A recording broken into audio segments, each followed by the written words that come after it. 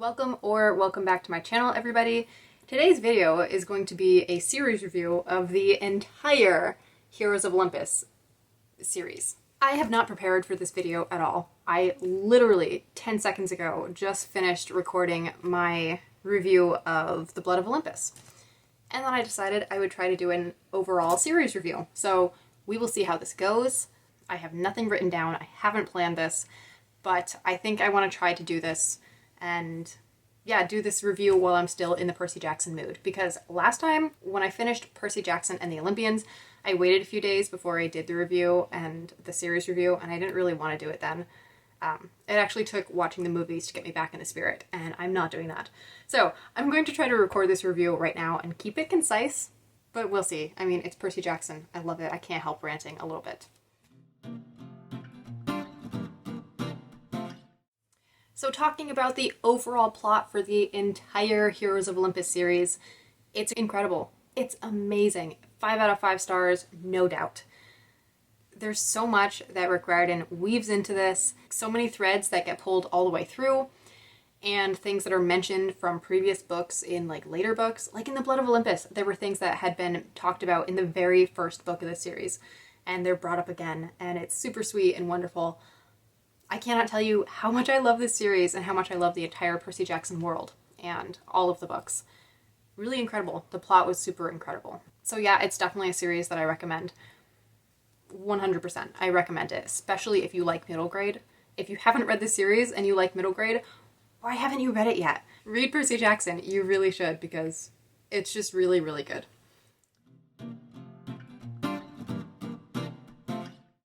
For the characters, 5 out of 5 stars again.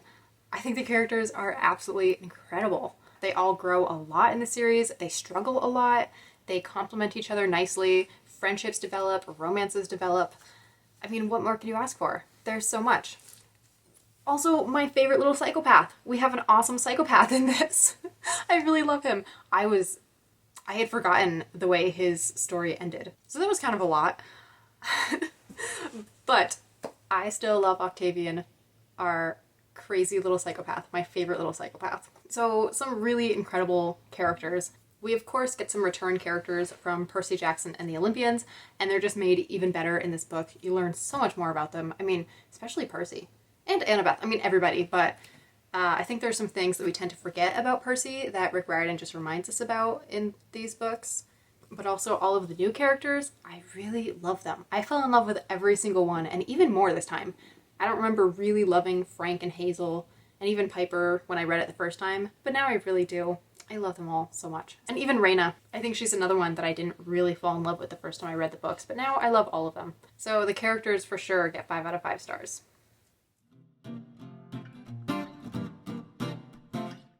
I'm going to split up the writing into writing and storytelling. And I think this is something I should start doing in all of my review videos, except then they're going to be really, really long. But there are two different things. There are two very, very different things. I need to do a video at some point on the differences between being a good writer and being a good author. I really want to do those. But I will talk about it a little bit here. So, as far as the writing goes, I give the writing 4 out of 5 stars for this series. In Percy Jackson and the Olympians, I gave it 3 out of 5 stars. It really, really bugged me sometimes. I mean, most of the time, not too much because I loved the plot and the characters enough that I didn't focus on the writing, but there were just times that it drove me nuts. Not so much in the Heroes of Olympus. Rick Riordan does a lot better with dialogue tags and varying those and not overusing them. He does a lot better with varying his sentence structure, which was another thing that really bothered me. So there are definitely some areas where he improved in these books, and I think giving them 4 out of 5 stars is pretty good. Not the most spectacular writing, for sure. Definitely have seen better, but I've definitely seen so much worse. So 4 out of 5 stars for the writing.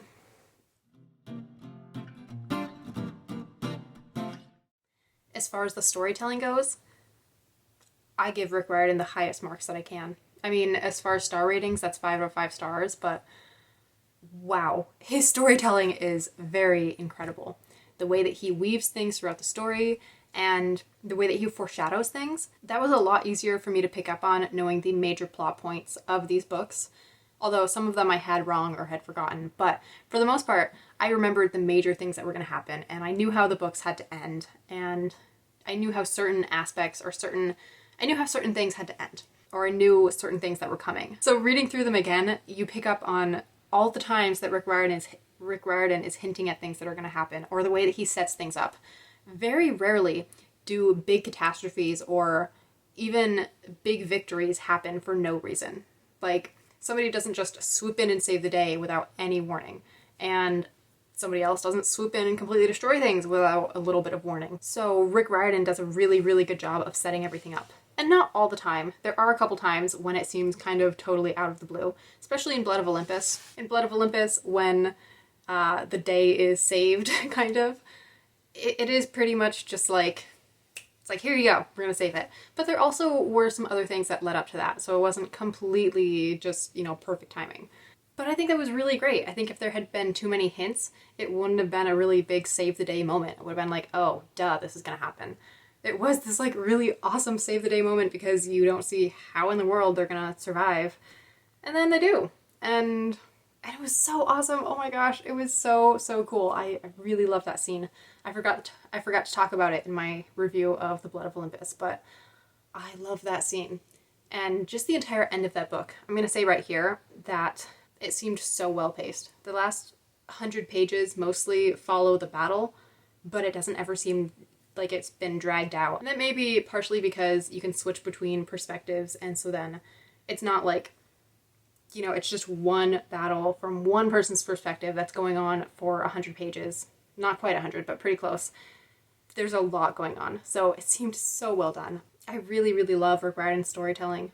And then when it comes to how he writes the characters, they grow so much, and they're all so layered. You learn about their past and how that made them who they are, and the way that they change throughout the story, and certain characters learn to let other characters in, or they build awesome friendships with these characters that they originally hated. It's so incredible. So Rick Riordan has really become an author that I have started to look up to.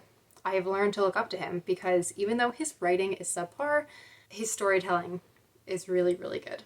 That turned into a much longer rant than I thought it would, but for storytelling, 5 out of 5 stars, no question. I would give him more stars if I could. I love the storytelling in these books. It's just so incredible. I was so blown away reading them a second time, especially with the foreshadowing. That was like the biggest thing because I knew it was coming, and you see all of these hints, and I'm like, oh guys, look at what's happening. I know what's coming. Like, can you see? But of course the characters can't. But it was just really, really good.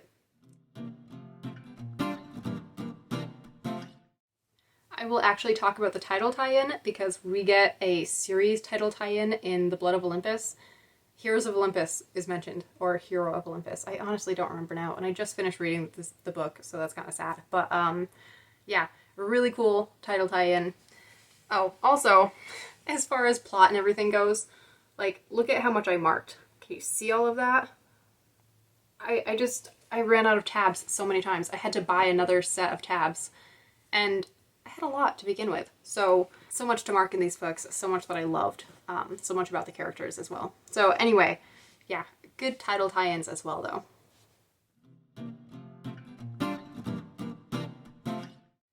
I will go a little bit more in depth in the content guide here than I did with most of the books. Most of the time I just said, refer to a different video, basically. Because the content guide, there's not really much to say about it. There's not a ton. I think it's definitely older than Percy Jackson and the Olympians, but it's still not very old. Like, there's not a ton of gore or anything. Yeah, there's decapitation of monsters, but most of the monsters just, like, dissolve or disintegrate or, like, explode into powder or whatever, so, like, there's not a ton of gore. There is a very, very small amount. So, I mean, if you're, like, extremely squeamish, then you might have issues, but for the most part, there's like no gore or anything, just a very little bit. And sometimes the monsters are described as being pretty ugly or pretty nasty, but the thing is, Rick Riordan gives you one description basically, and then he moves on. And he might like reference certain things about their appearance again, but he doesn't like keep harping on the fact that this monster is super ugly. You kind of assume that like most of the monsters are ugly. They're monsters. Not all of them are ugly, but most of them are kind of ugly or just weird looking. It's also Greek mythology, and Greeks are weird. The ancient Greeks. They had some issues. I'm sorry, but they had some issues. But anyway, yeah, so he doesn't harp on, like, how things are super ugly or whatever. So, like, not a lot there either. There's no swearing in these.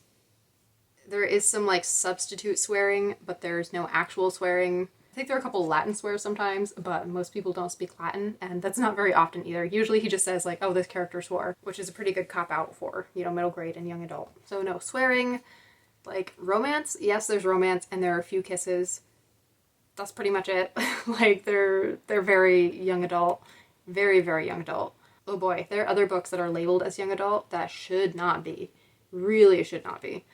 These are definitely young adult. Like, yeah, no question about it. Speaking of romance though, there is a gay character and there's like a hint kind of at a gay romance. Doesn't actually happen, which I forgot. I thought it was like confirmed in this book and it's not. Or in these books. I thought it was confirmed by the end and it's not. But there is a gay character towards the end. So yeah, I figured I'd throw that in here. And I think that's all for the content guide. If you have specific questions, you can let me know down below and I will answer any that I can because I just read the series. So I should be able to answer content guide questions fairly well.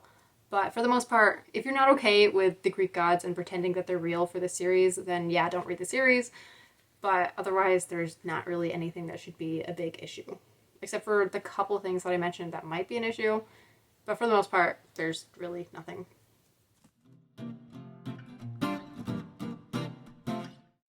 So, my takeaway thoughts. If you couldn't tell, I love the series. I really, really love the series. The plot, the characters, the storytelling. I almost said the writing. I don't love the writing, but I love just about everything about the series. And I wish that Rick Riordan would write some short stories for us revolving around certain characters or certain things that are mentioned that we don't actually see. I really want to read Trials of Apollo because this has been such a good experience rereading these books. It has been such a wonderful experience that I want to continue. So I definitely 100% recommend these books. And that is my series review of the Heroes of Olympus. Also, I'm just going to go through and show you these covers very quickly because I love them. I love John Rocco's art. I love the covers for these, for the 10th anniversary editions of the books, for Percy Jackson and the Olympians, for Trials of Apollo, for Magnus Chase, for everything that John Rocco has done for Rick Riordan. I love the covers. So I'll just quickly show you, get as little glare as possible. Okay, we're not going to do the spines. But yes, here's this one. The Son of Neptune, the Mark of Athena, the House of Hades, and the Blood of Olympus. Oh, very quickly, this doesn't really pertain to this video, but I just want to show you something. Look at the size difference between this book, which is the House of Hades, and then this book, which is the Blood of Olympus. So I had just finished the House of Hades, and I was kind of ready to be done with the series, and I jumped into the Blood of Olympus, and I picked it up, and I was looking at it, and I'm like, man, this one seems pretty little. And the House of Hades is 585 pages, which was really intimidating and took me a while to get through. And I picked this one up, and I was like, huh, it's kind of small. And I was looking through it, and I was like, oh my gosh, it's only 500 pages. I had never been so happy to pick up a 500-page book in my life. And it's not that I was like, that I hated the series, because I love it. I was just kind of ready to move on. Anyway, and I love how the covers don't really give much away. Like, they give away tiny scenes, I guess, but then you have to read the book to figure out how those fit in. Like, it really doesn't give away anything major, but they tie into the books super well, and I think they're beautiful, and I love the covers so much. Those are all of my thoughts on the series. Well, not all of those thoughts. Those are my condensed thoughts on the series. 5 out of 5 stars as a whole. Really loved it. Really recommend it.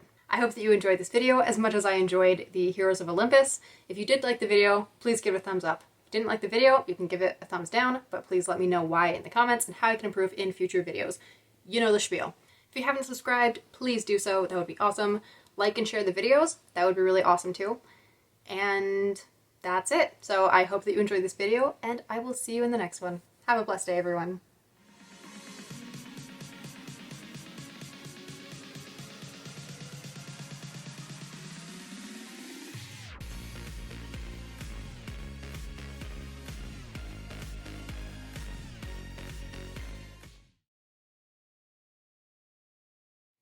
Spiel, spiel, spiel.